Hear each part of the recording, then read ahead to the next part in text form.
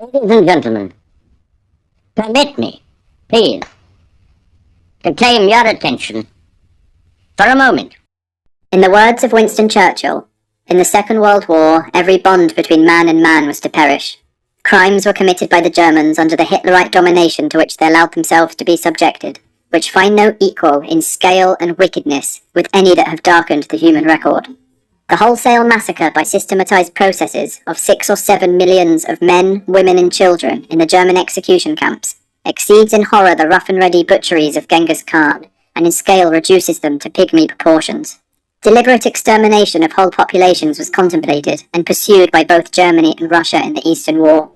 The hideous process of bombarding open cities from the air, once started by the Germans, was repaid 20-fold by the ever-mounting power of the Allies, and found its culmination in the use of the atomic bombs, which obliterated Hiroshima and Nagasaki.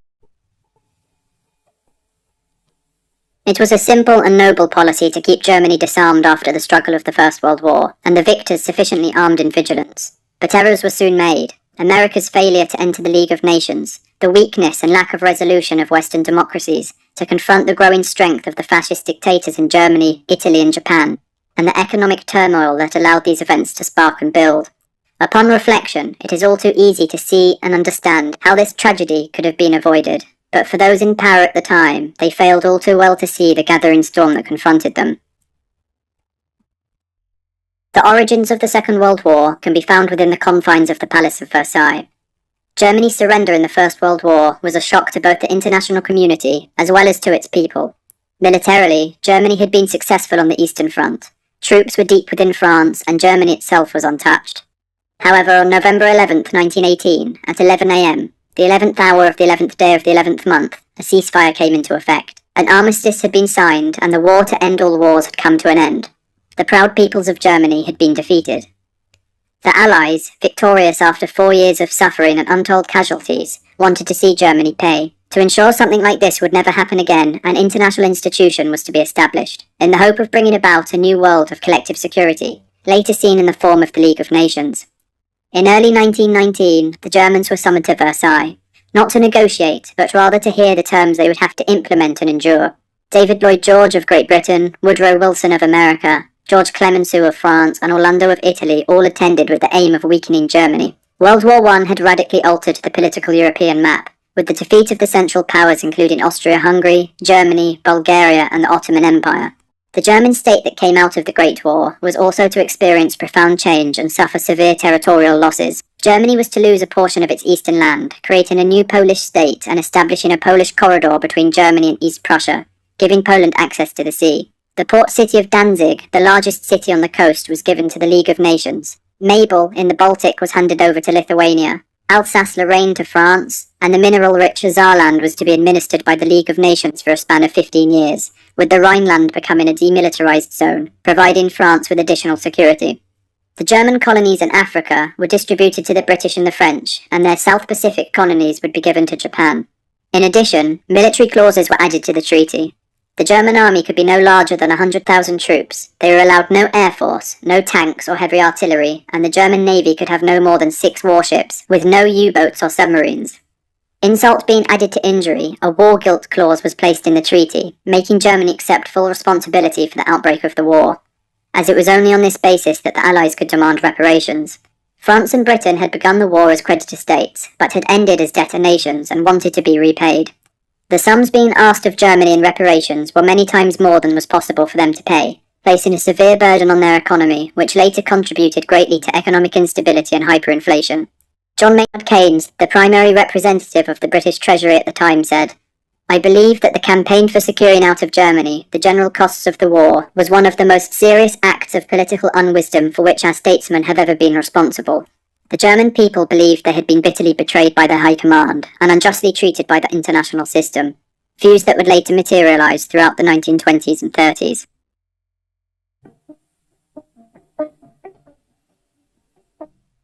After the Wall Street crash of 1929 and the preceding Great Depression, the world was plunged into economic turmoil and Germany was hit hard. American banks withdrew the loans they had made to Germany and the economy collapsed overnight. Due to such large reductions in cash and capital, banks struggled to provide money and credit, and so in 1931 there were runs on German and Austrian banks, with several of them closing. Businesses closed at an alarming rate, and by 1933 unemployment had reached 6 million. Many people were left homeless, and thousands of children died from malnutrition. A lack of government resolve, and out of despair, many turned to alternative political leaders and parties, in the hope their problems would be solved. One man in particular garnered a lot of attention from his rousing speeches, and this man was Adolf Hitler. Hitler's speeches delivered clear culprits for Germany's problems.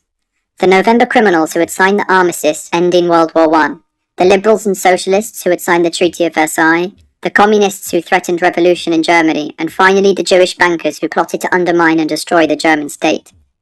The Nazi and Communist parties both clashed violently, and Hitler claimed to be the only one to bring about order and end the Red Plague. As a powerful and gifted public speaker, Hitler was able to capitalize on public discontent. His party, the National Socialist German Workers' Party, or the Nazi Party, grew to record levels. In September of 1930, the Nazi Party had increased its representation in the Reichstag, the German parliament, almost tenfold, winning 107 seats. And only 2 years later, in 1932, they won 230 seats, becoming the majority in parliament.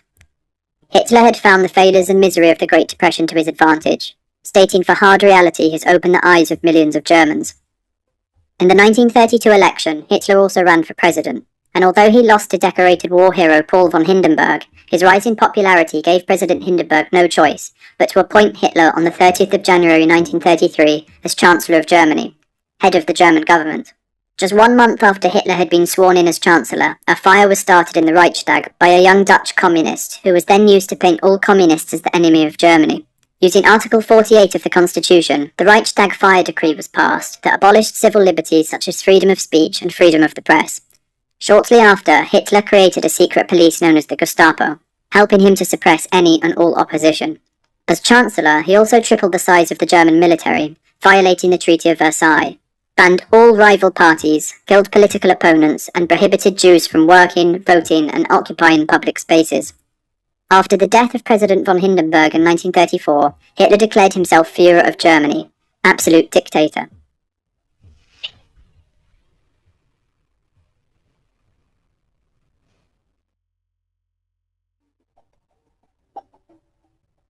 Hitler believed the world to come would be dominated by 4 main superpowers. Germany was to be the main hegemonic power of mainland Europe, the British maintaining their international empire. The Japanese, or the Aryans of the East as Hitler liked to call them, would be the main power in Southeast Asia and the Pacific, and finally America would dominate the Western Hemisphere.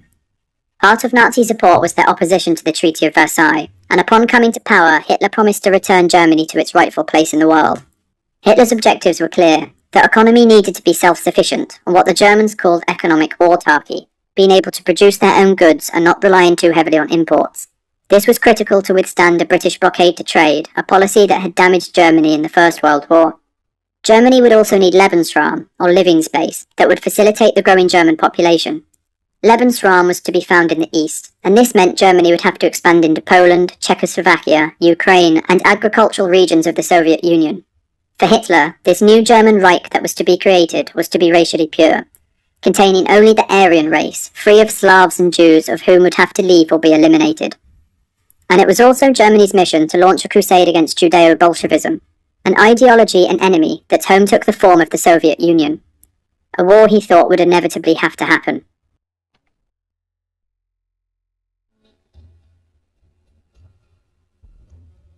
The international system that had been envisaged was not able to cope. Without the support of the British and the United States' absence following a policy of non-interventionism, France was left alone to maintain and enforce the Treaty of Versailles, something it couldn't and didn't want to do alone. Held in Geneva, Switzerland, the disarmament conference provided a preview for how Hitler operated and what future Nazi policy would look like. Hitler instructed his representatives at the conference to state that Germany would completely disarm, if, and only if, France, Britain, Japan and the United States would do the same. This was an offer that Hitler correctly assumed would be denied. And so he went back to the German people and showed them how this conference was not about disarmament, but rather keeping Germany subjugated. And so in 1933, Hitler withdrew from the League of Nations and the Disarmament Conference to the support of his people. In 1934, to the surprise of the international community, Germany signed a non-aggression pact with Poland, taking an ally away from France and weakening France's military positioning, as Germany was now free to the east. In March of 1935, Germany revealed it had been building an air force, the Luftwaffe, again breaking the Treaty of Versailles, with the justification being that Britain, France and Poland all had an air force, and that Germany too needed to defend itself. 1 week later, Hitler declared his intentions to introduce conscription, to build an army of 500,000 men. Once again, the League of Nations protested, but no action was taken. The disarmament clauses outlined in the Treaty of Versailles had been destroyed. Then, in June of 1935, to France's horror, Britain had entered into a naval agreement with Germany. The Anglo-German Naval Agreement, in which Britain recognised Germany's right to build up its navy. They were to be allowed up to 35% of Britain's surface tonnage, and a submarine fleet up to 60% that of Britain's. Britain had struck a deal, and in doing so had given up on Versailles, given up on disarmament, and began to show Hitler that a policy of appeasement was to be pursued. A year later, in March 1936, German troops were sent into the demilitarized Rhineland. The matter was referred to the League of Nations, which once again did nothing. Remilitarization of the Rhine was the final nail in the coffin for the Treaty of Versailles and the international order. The treaty was now officially dead.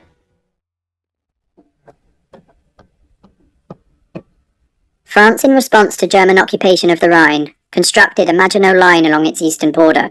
However, the fortifications stopped at the Ardennes forest and did not extend across the Belgian frontier, the place at which Germany had entered during the Great War. The French were preparing for a war of the trenches, and were not prepared for the motorized divisions that made German blitzkrieg tactics so effective. Stalin at this time, threatened by German power and aggression, entered the Soviet Union into the League of Nations, and also signed an agreement with Czechoslovakia, stating he would come to their aid if attacked, but only if the Western Allies would come to its defence first. This was to stop the West trying to push German aggression eastwards. Hitler wanted all German-speaking nations in Europe to be unified, especially his native homeland Austria.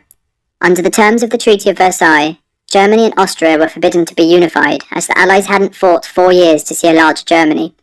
Austrian President Schuschnigg, knowing he would receive no help from Italy, and that France and Britain would not interfere in Hitler's plans, resigned, and 2 days later, German troops marched into Austria unopposed.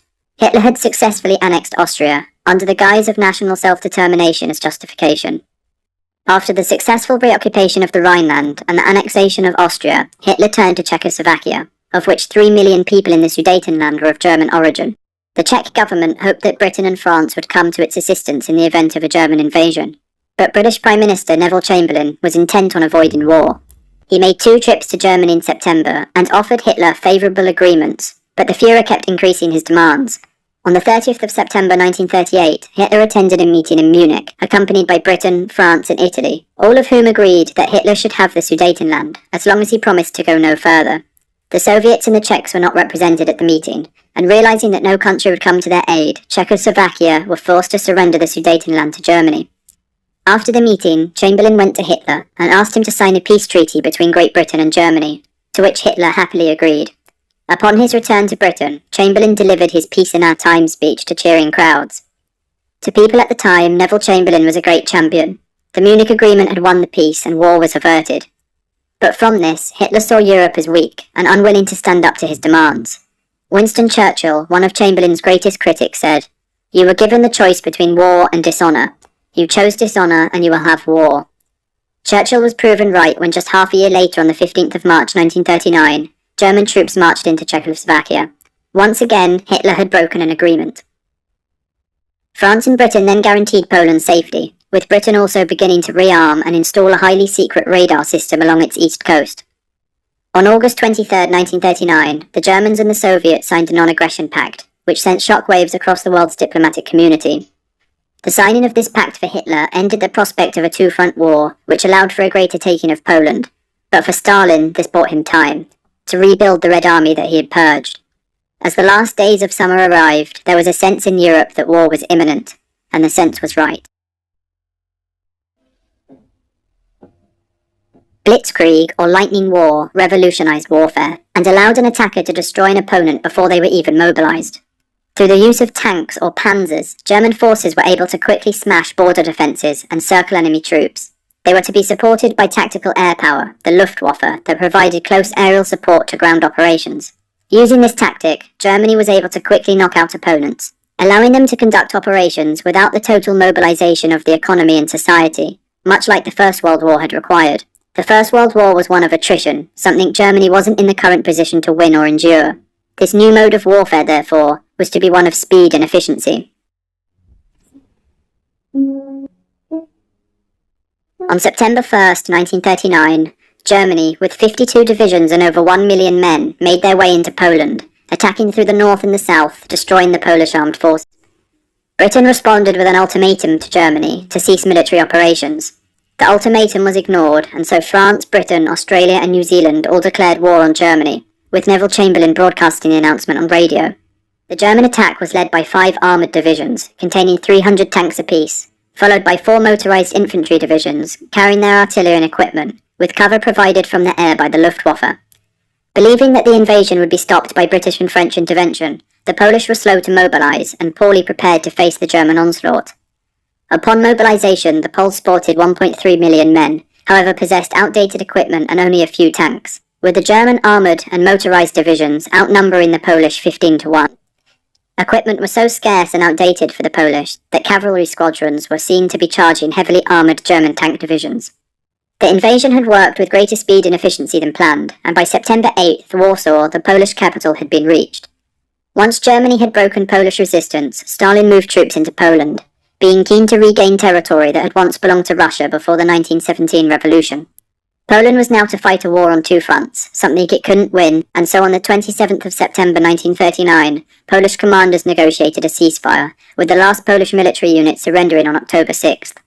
Altogether, Poland lost 70,000 troops against the German invaders, and another 50,000 against the USSR, with 133,000 being wounded.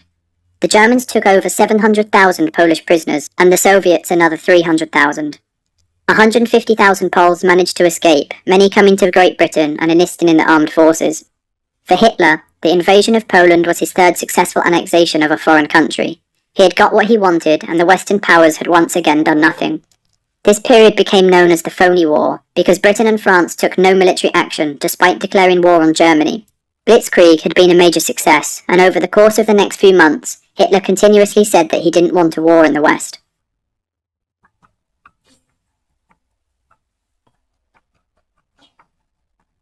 Three months after the invasion of Poland, Stalin was afraid that Finland would fall under German influence, as Leningrad was only 20 miles away from the Finnish border. The Soviets demanded the Finns cede territory on the Karelian Isthmus, as to put Leningrad out of danger. The Finns refused, and so the Soviet Union launched military action on the 30th of November 1939. The Soviet army outnumbered the Finns 50 to 1, and in equipment outmatched them in almost every way. But the Finns fought with great tenacity. Wearing white uniforms as to blend into the snow and outmanoeuvring the Red Army, Finland resisted Soviet attacks for more than 2 months and inflicted considerable damage. After the Soviet military reorganized itself and adopted different tactics, they continued their offensive in February, overcoming Finnish defences. The war came to an end in March 1940 with the signing of the Moscow Peace Treaty, with Finland surrendering 11% of its territory to the Soviet Union.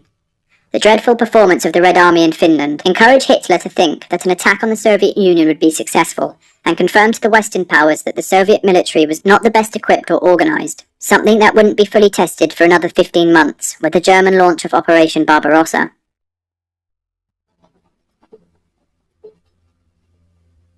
In April of 1940, Adolf Hitler made a huge strategic gamble. His plan was to send the whole strength of the German navy along the Norwegian coast, from Oslo to Narvik, to protect the coastal waterways.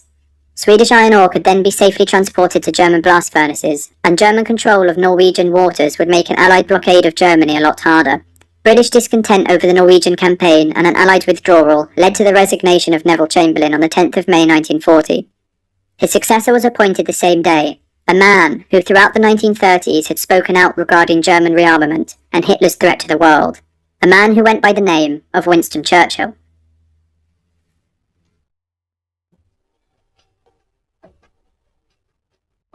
On the 10th of May 1940, Germany launches an attack against France, Belgium, Luxembourg and the Netherlands. French troops quickly position themselves along the Maginot Line, and the rest of the Allied soldiers position themselves along the Belgium and Luxembourg borders. As Belgium was neutral, Allied soldiers could not enter the country and prepare a defensive position, and so would have to wait for Germany to invade. Germany began their offensive in the early hours of the morning. With more than 1,000 fighters, bombers and dive bombers, they attacked Allied airfields, destroying their air force on the ground before they could even take flight, something that would be crucial in giving the Luftwaffe air superiority for the rest of the offensive. Just 3 hours after being attacked, Belgium permits Allied troops to enter the country. Due to the great mobility of German panzers and motorised infantry divisions, the Allied forces never had the time to establish a practical defence, and within the day, Luxembourg is captured. Sporting nearly 2.5 million men, the German invasion worked with great efficiency. 3 army groups were to be used for the invasion: Army Group A, B, and C. Army Group B was tasked with defeating the Netherlands, and then advancing into Belgium to keep the Allied forces in place. Army Group C were to attack through the Maginot Line, keeping those soldiers in place and protecting the flank of Army Group A. Comprising of 750,000 troops, Army Group A was by far the largest. They were to push through the Ardennes forest, an actually fortified area, something the French were not expecting to be entered or breached. 41,000 vehicles successfully made their way through the Ardennes forest. The Germans then crossed the Meuse River and by May 15th capture Sedan. They then head west, cutting off and surrounding the entire Allied army that had advanced into Belgium. This unexpected push through the Ardennes would force Allied soldiers out of Belgium, with them having to withdraw to the port of Dunkirk to protect their flank. With the Allies completely surrounded by German forces, Winston Churchill launches a plan to evacuate the British Expeditionary Force from northern France. 400,000 Allied troops are stranded on the beaches of Dunkirk, and on May 26, Operation Dynamo begins.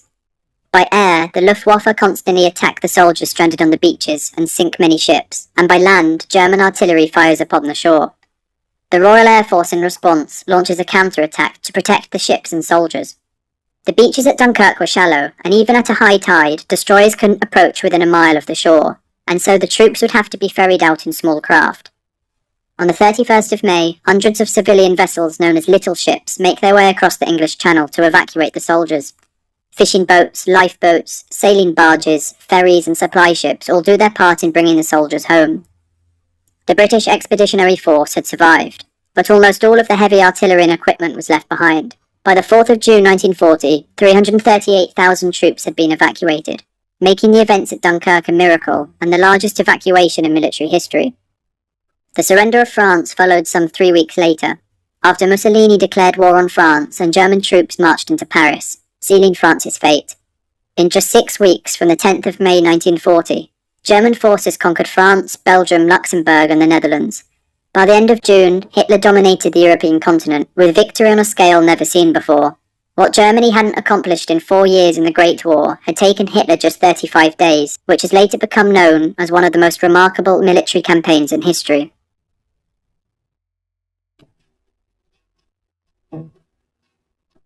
The future of the free world hung in the balance. Britain faced a perilous situation after the fall of France, and all that separated the Germans from yet another victory was the English Channel. The isolationist United States was an ocean away, which left only one man to make a decision that would change the course of human history. With the fighting over, Germany began to consider ways of resolving the question of how to deal with Britain. Hitler hoped that Churchill would come to his senses and sign a peace treaty, but if the British refused, Hitler's only option was to invade. Churchill then delivered his "We will fight on the beaches" speech. This famous speech transformed Churchill into a world statesman, outlining unequivocally he would never make peace with Hitler. But war was now to come. Germany had to plan an invasion of Great Britain. The invasion of France and Poland had taken months to plan, with every intricate detail of battle thought through. But the invasion of Britain, with orders from High Command, would have to be ready by August 15th, giving them just 1 month.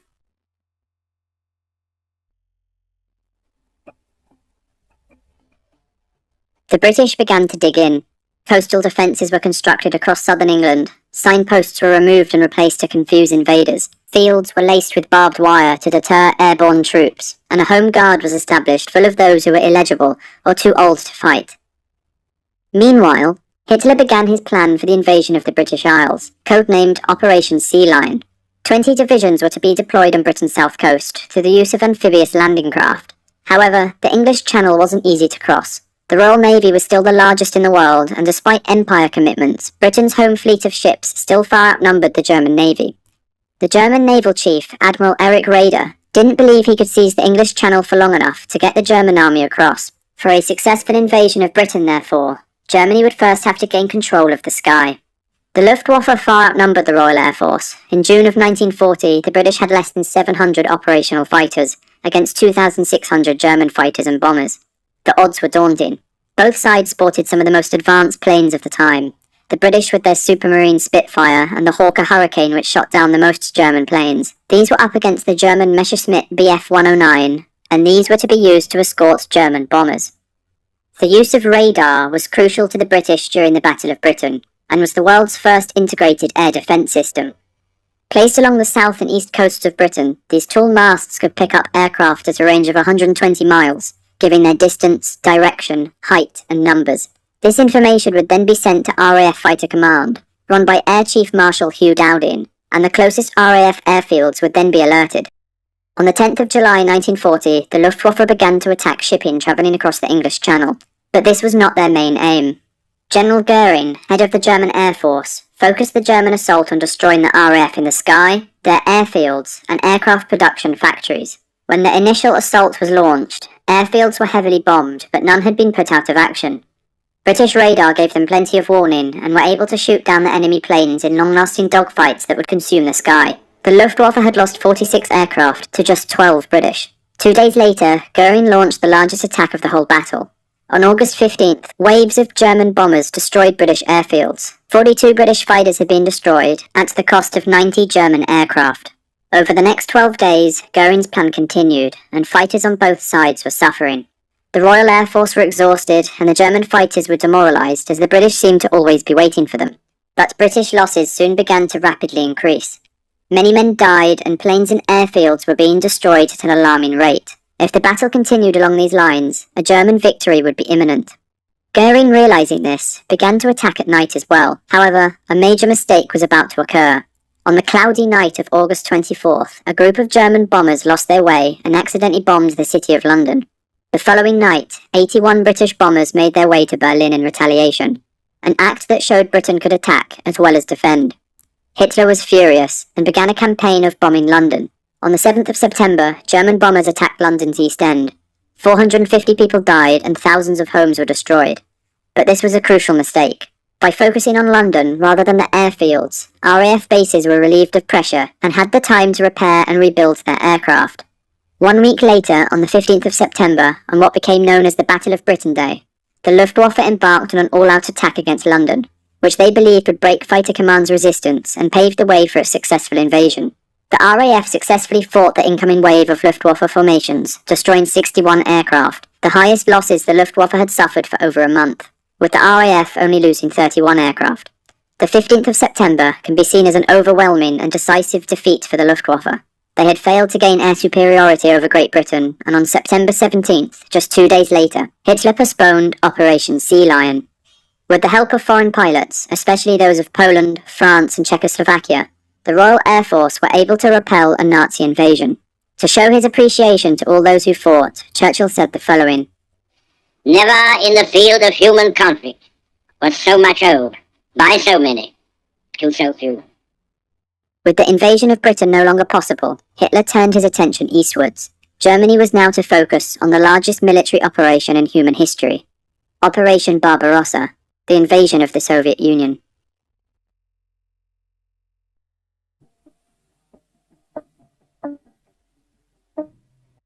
The fighting was not over, however. The Blitz had now begun. British cities were bombed in night raids, and London was attacked every night for 57 consecutive nights bar one.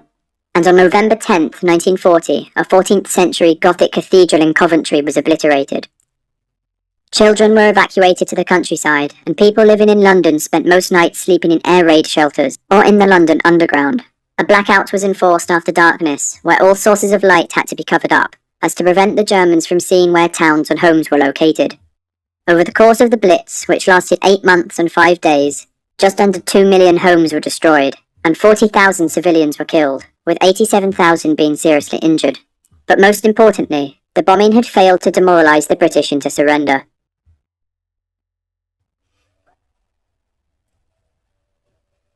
The full force of the German war machine was now to be turned against the Soviet Union. This war was to be won to the death, a clash of two ideologies, two forces of civilization in which only one could be victorious. Hitler hated communism, and victory over the Soviet Union would provide Germany with the abundant natural resources that would enable the German people to finally become the master race. Operation Barbarossa was Hitler's greatest gamble. Unable to defeat Great Britain in the west, Germany's armies were deployed to the east. Luckily for Hitler, the Red Army, the largest in the world, had been devastated by Stalin's purges during the 1930s. Tens of thousands of officers were shot or imprisoned, and inefficiency and a lack of coordination became widespread. Before the invasion began, and to secure Germany's southern flank, on April 6, 1941, Germany invaded the Balkans. 33 divisions entered Yugoslavia, and 6 days later they surrendered. Greece then fell, and Athens was captured within 3 weeks. Operation Barbarossa could now commence. Over 4 million men were to be deployed, accompanied by over 3,000 aircraft.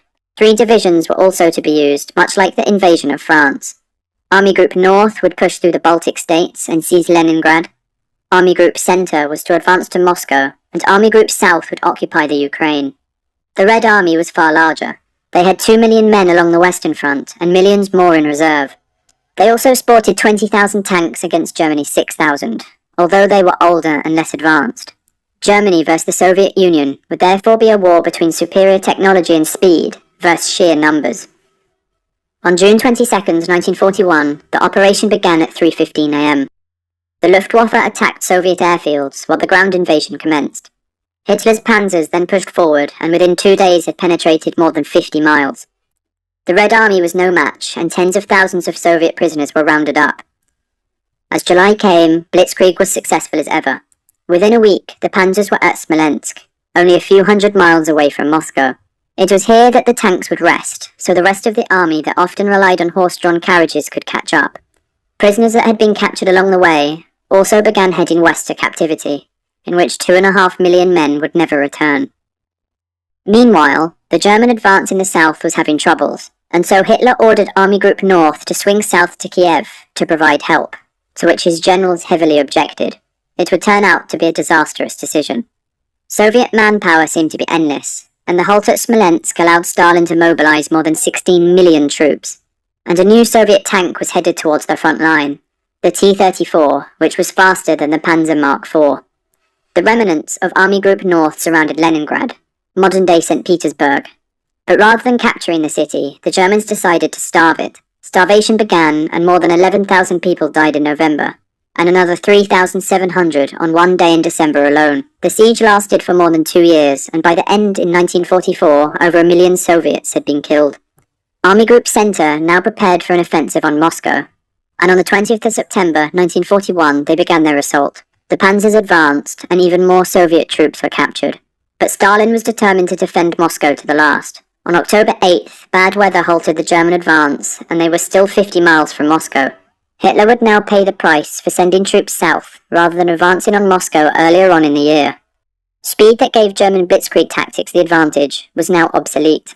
The Soviet winter arrived. German forces, thinking the campaign would be over by summer, were underprepared. Tank engines would not start, weapons froze, and soldiers were frostbitten as they didn't have the proper clothing. And on December 5th, Germany halted its attack. Stalin then moved his armies from Siberia to the west. More than 30 divisions made their way, who were all well equipped and trained for fighting in the winter. By December, more than 500,000 extra men were in place. With additional support, the Soviets began a counterattack, driving German forces back. For the next 7 days, Soviet troops tore into German forces. Hitler ordered for there to be no more retreats. He told his forces they should fight, and if necessary, die where they stood. The German line held strong. For the next 4 months, the two sides fought, and Hitler hadn't got the quick results that he had wanted or planned. Hitler's army then moved south in search for oil, and began a campaign of securing Stalingrad. And so began one of the longest battles of the Second World War. The city had to be taken street by street, house by house, and room by room. But the Soviets too began to move troops and equipment southwards. More than 1 million men, 900 tanks, and more than 1,000 aircraft were moved to the battle zone, and attacked the German flank. It was now the Germans who surrendered in their thousands. Over 100,000 men made their way to captivity, with only 5,000 eventually returning to Germany. Germany lost 300,000 men in the Battle of Stalingrad, and the Soviets around the same numbers. But the tide of the battle had begun to turn. The Soviet army continued its success. German troops began to withdraw to protect their flank, and the Soviet winter offensive saw them gain lots of territory. Over the course of a few months, Germany had lost over 1 million men. The Soviet army mobilized further and drove back the German lines at Kursk. Never again would the German war machine launch an offensive in the east. Across the globe, on the 26th of November 1941, a Japanese carrier fleet set sail in the northern Pacific. Its target was a US naval base in Hawaii, which went by the name of Pearl Harbor. What had been confined to a mainly European war was now to be transformed into the deadliest global conflict in human history.